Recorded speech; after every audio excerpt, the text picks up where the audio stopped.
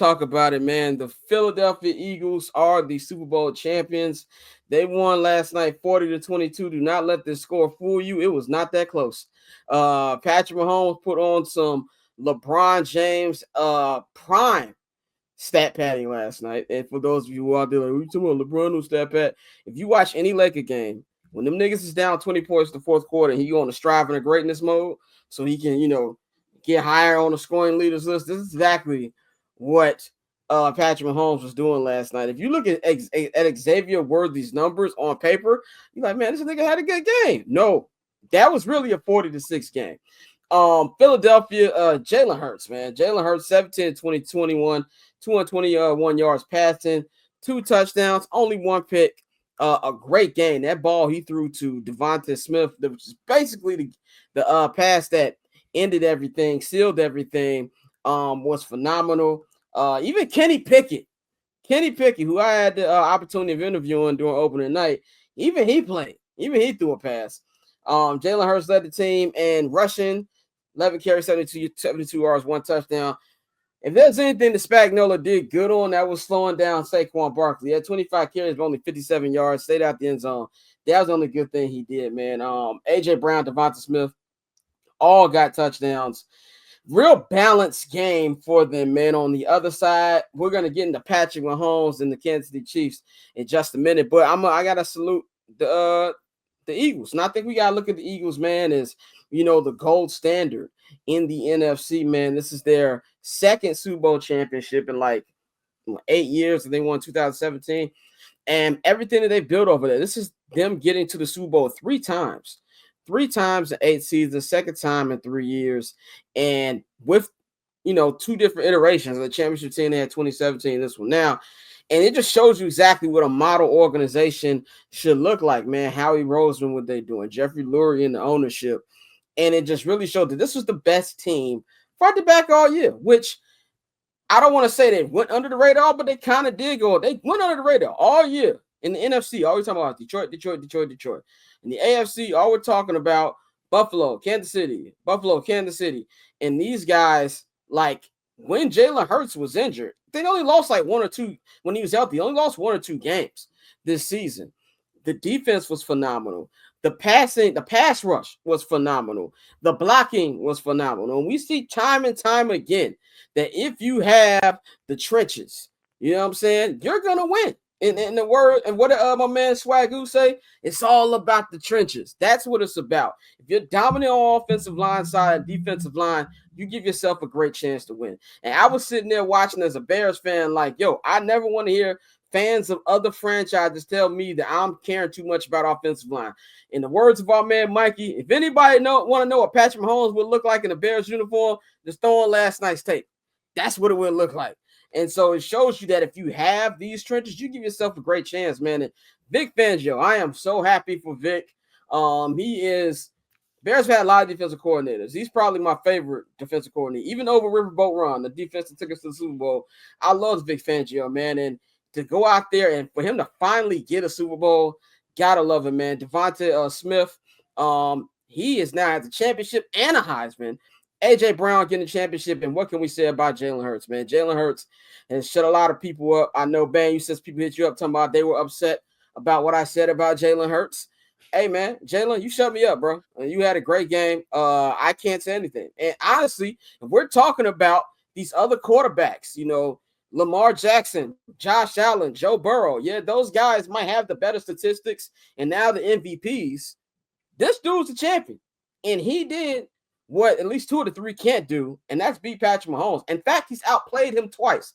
Even the Super Bowl they won, that they lost 2 years ago, he still won, man. So I got to give credit to the Eagles. Shout out to their fans, even though Philadelphia sports fans are probably some of the biggest assholes walking this earth. I got a lot of homies that are Eagles fans. Shout out my boy Cliff. He's a big Eagles fan. Shout out my boy G. He's a big Eagles fan. So shout out to all y'all. Also, shout out my boy Trav. Can't forget to shout out my man Trav. So yeah, this is a team that we look at the Bears schedule. And, I don't like doing preseason who's going to be the tough matchups. We already know that's going to be a tough matchup, man. But Courtney, what did you think about the Eagles' performance last night, and how do you feel after they won this championship? I think it's fantastic for Jalen Hurts. Like you said, He's outplayed Patrick Mahomes twice now. Obviously, I remember in that first Super Bowl, it was fumbles are going to happen. Patrick Mahomes now knows that. But yeah, that was a great game. That was a great game for me as a successful as a hate watch. I really, really, really did not want to see the Chiefs three-peat. I did not want to turn on sports talk this morning and hear the absolute glazing that I was prepared for. So I was thrilled. And I mean, again, it wasn't even close. Like that was the craziest part about it. That Eagles defense is nice. Nice. Top two, and it might not be two. Yeah, they've showed all year they're a top number one defense. Bang, what's your thoughts yesterday? You said all year the field was gonna win, and you ended up being right in the end. Yeah. I kept saying, and I was worried about that until we saw what happened. They've played so many games that the war of attrition have to come.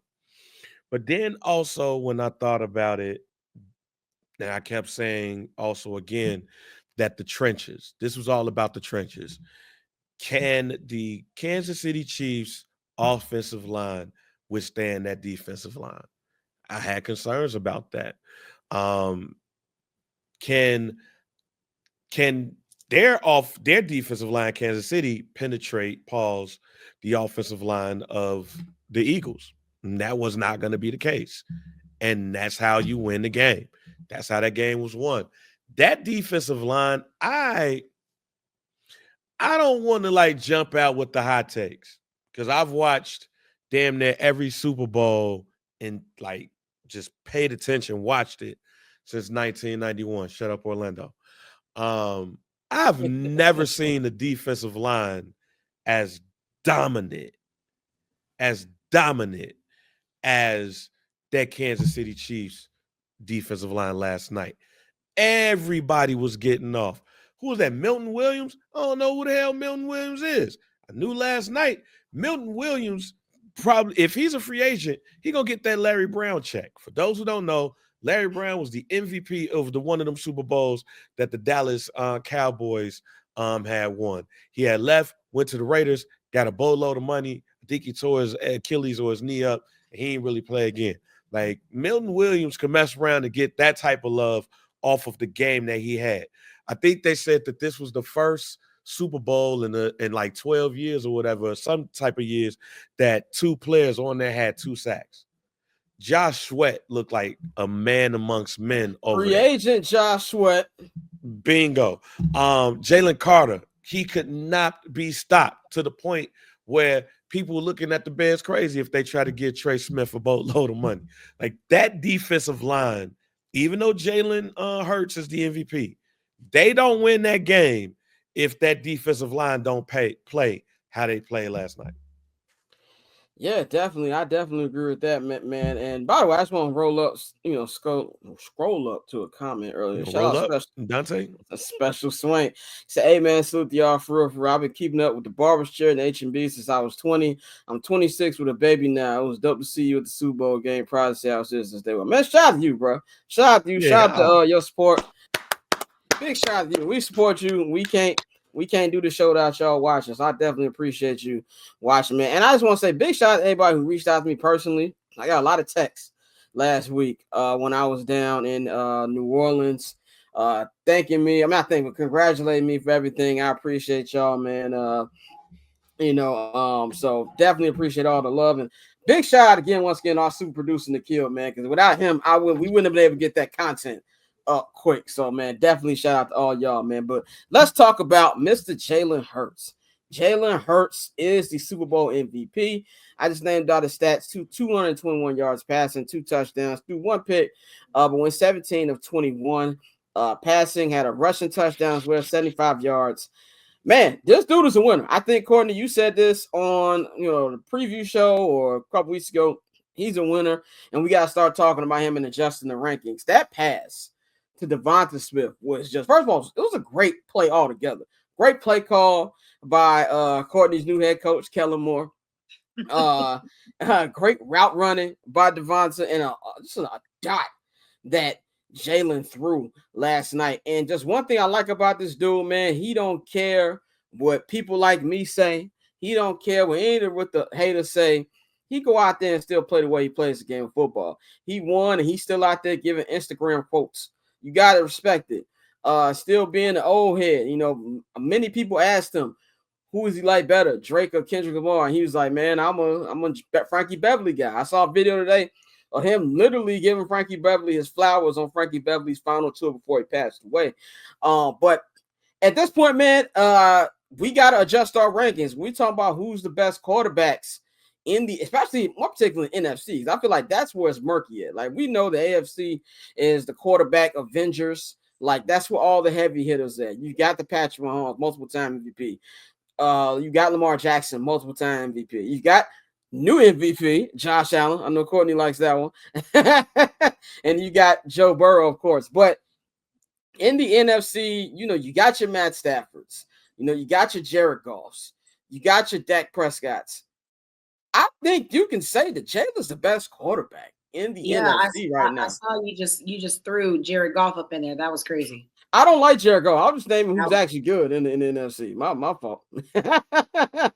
I like how you just slid Jared Goff in there. Trust me, I am not trying to give Jared Goff any love. There's one thing about golf. You cannot fool me like you fooled them.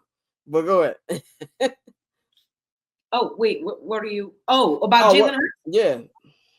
Again, I told you I was like, people have been treating that man like he's a make-a-wish quarterback.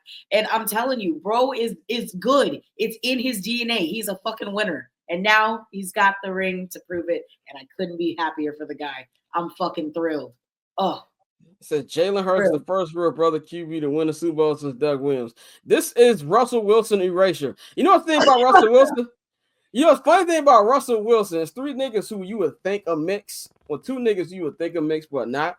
Russell Wilson and Caleb Williams. I thought Caleb Williams was biracial for the longest time. Is he not? Nigga is no, he's not. That nigga has two black parents. Yeah, and the funny, Roma Dunze is biracial. Caleb Williams is not. as one, I can tell, but Caleb Williams, that is very shocking. I did not realize that. His parents light skinned as hell. Yeah, they just light skinned, and coming from a fellow light bright. Both of my parents are like the barge color, so you know what I'm saying. I definitely I can peep him out, but he tricked me. Well, so Bang laughing.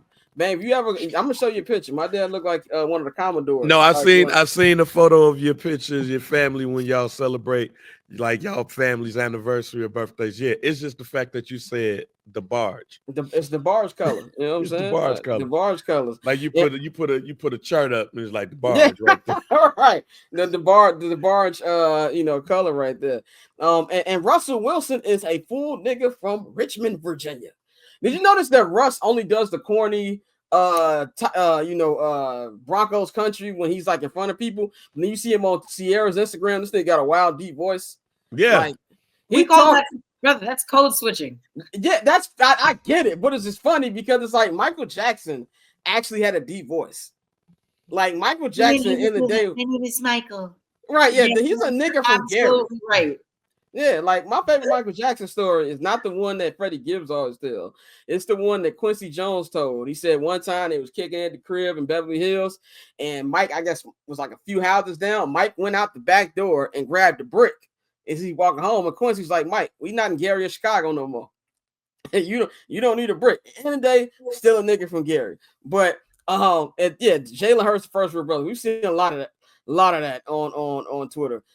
Shout out to Brand. He said AFC, NFC looking like used to look like in the 90s. All had the hella elite ones in the AFC, and then it's a couple where you're like, they can win a Super Bowl, even if they are the main reason why. Thank you. Mid-tier quarterbacks are back.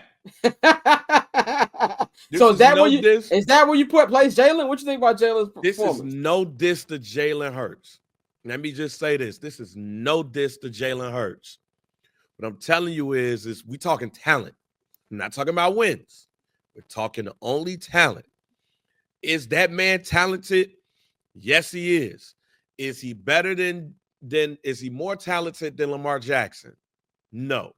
Is he more talented than Pat Mahomes? No. Is he more talented than Josh Allen? Debatable.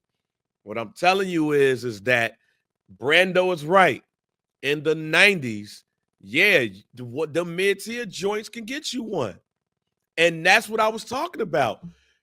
We put so much stuff on the quarterback. We put so much pressure on the quarterback where you realize that man ain't going to be the only reason why you win a title. You need a team. So when you look at the 90s, when you look at people like Brad Johnson with a ring, when you look at people like Trent Dilfer with a ring, there are more of those than number one picks in the draft getting rings. Shit. The most talented quarterback in the 1983 draft, talent-wise, was Dan Marino. He got picked in the back end because people was like, yo, dude, I don't know about him. Jim Kelly went to the USFL. But when you look at some of the other quarterbacks that got drafted, like they ain't even around. You need that second tier level. And that second tier level will get you a ring or two as long as you got a good team around them. So, no, I love him winning a Super Bowl for that reason alone. And yeah, you could be a top tier, you could be a second tier quarterback and move into it. But it's good to have that second level. That second level keeps things honest. And again, okay, Troy Aikman. Troy Aikman to me is tier 2 compared to the talent that everybody was. But who was the team in the 90s? The Cowboys. There you go. You need everybody can't beat Patrick Mahomes. Everybody can't beat Joe Montana. Everybody can't beat Steve Young. Nigga, Mark Ripken got a Super Bowl. Stan Humphries went to a Super Bowl. Like, come on now. Yeah, I agree with that. Bring back the second tier quarterbacks, and like you said, that showed you can still win. When we talk about people who win, we're gonna do the sports media thing and say, can they run it back? Can they repeat? Now they will be losing their offensive coordinator. Vic Fangio is gonna be there because he didn't get any job interviews doing the thing. Everybody is hired, so he'll be back. He ain't never getting a head coaching job again. Who was he was the head coach of Denver, right? That was the last head coach. Okay, so the defense will be straight, but Kellen Moore is gone, so they're gonna have to get their third offensive coordinator in like 3 seasons. So that's gonna be another task for them as well. But they've got a lot of key free agents. Zach Bond, the linebacker, he was nominated for Defensive Player of the Year. We just talked about Josh Sweat. He's gonna be he's gonna be available. Milton Williams, who you just mentioned, Bang, he's gonna be free agent. Brandon Graham, but isn't Brandon Graham retiring? I think he might be retiring. Yeah, Brandon Graham's probably gonna retire. I'm glad that BG was able to play. Has anyone arrested Jalen Carter for soliciting CTE? Yeah, that's hilarious. There's a lot of other things you can say he'd go to jail for, but we're not going to do that today. Vaughn is the number one priority in my opinion. Yeah, definitely. Him and Josh Sweat. Mekhi Becton, the offensive tackle, he's going to be on him the free agency. Fred Johnson, their guard. Avonte Maddox, Kenneth Gainwell, Orrin Parks. They've got a lot of free agents coming out, which we know that Howie Roseman, he's going to try to get as many of them back as possible. He says some coordinators just shouldn't be head coach. I agree with that. I agree with that, Brandon. Some coordinators are just good being North Toner. Speaking of coaches, if I may, are we going to have a dialogue about Nick Sirianni? I mean, that's only right. Only right. I still don't think that highly of him, to be completely honest with you. But I have to give him his credit. That team believes in him. He is what did Stu got said today. He became a leader of men. That's what Nick Sirianni has become. He is the number one paisan in the NFL right now. The Italian American community loves them some Nick Sirianni. Yes, if Soprano's the real thing, Silvio would be a Nick Sirianni fan. So would Tony. But I think that you got to give him his like you can't. No matter how you feel about somebody's X's and O's, he might just be a CEO type of head coach. You know what I'm saying? Like a Dan Campbell. You've been to 2 Super Bowls in a row. I mean, 2 out of 3 years, you're a good coach. And the funny thing is, Courtney, you said this today, he had the Ryan Day fail up. Eagles fans wanted this nigga dead just a couple weeks ago. Just like if I every foul word in the book my brother used against Ryan Day this season, and then he gets the extension. He's like, you know what? I'm not mad at it. Championships change and winning cures everything. So I have to give him that. I can't be up here being a Bears fan with all the bad coaches we done had and be up here and act like, oh, Nick Sirianni is just bottom tier. He just might be a really good CEO type head coach, leader of men type head coach. Courtney, what do you think about him since you brought him up? Yeah, I mean, like you said, I feel like we have to have that conversation about him being in the, I mean, at least at present moment, elite coaches conversation. Bro's been in the playoffs every year, been to the Super Bowl twice. Yeah. I feel like maybe we're not giving him this again. We're kind of, it's almost kind of like with Jalen Hurts, just because everything else around him has been so good that maybe he doesn't get the credit he deserves. I feel like we got to include him in the conversation. That's all I'm saying. Congratulations. I'm not mad at that. Congratulations, Nick Sirianni. Do you think there's a chance for him to run it back? What do you feel about all these free agents they got? I mean, obviously we see how hard it is for anybody to repeat, but I mean, I don't know. The NFC they caught a lot of breaks this season in terms of competition, because respectfully there were a lot of bad teams in the NFC this year and in the NFL and in the NFL period, especially in the NFC. So, I mean, it's possible. Anything is possible, right?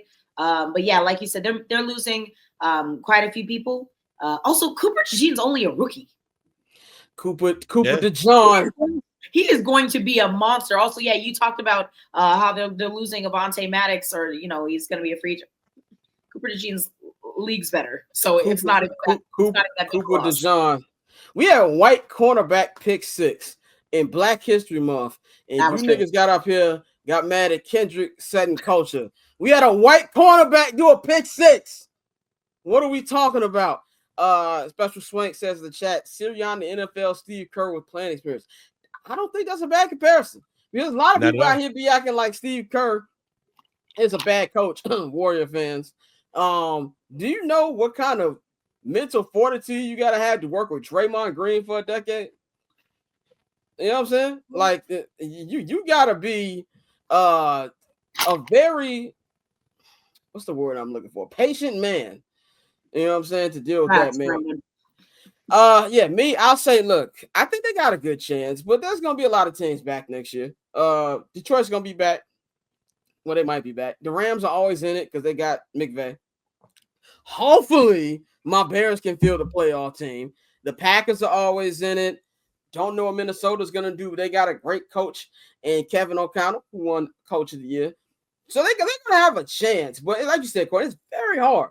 Very, very hard to repeat. When the Chiefs did it last year, this is the first time in 20 years somebody has done it. That's the thing about the NFL that makes it so great, because of the parity. Bane, do you think the Philly has a chance to run it back in next year? No. And that's not because of the team. It's the NFL. And the Kansas City Chiefs is the anomaly.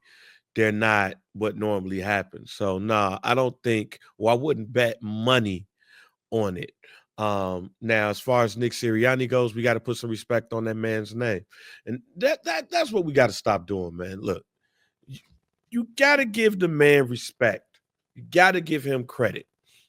That man was put in a situation where, low-key, you could have looked and said that there's a head coach replacement on either side of the ball right now. And that man did a good job leading that team. And the players was like, yo, fam, we okay.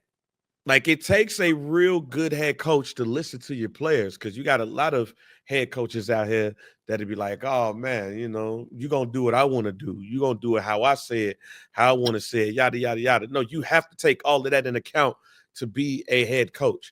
And then the fact that this man has lost a coordinator or two each time he's been, like, each year he's been a head coach, no, you got to put some respect on that man's name. That man's done a great job when it comes to what he's been doing with the Eagles.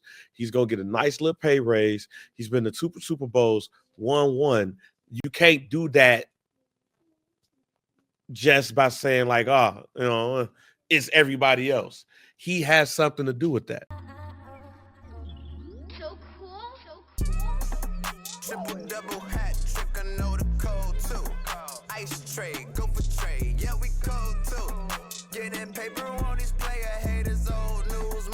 on the other line, so I'm not gonna hold you. Money on the other line, so I'm not gonna hold you. Money on the other line, so I'm not gonna hold you. Money on the other line.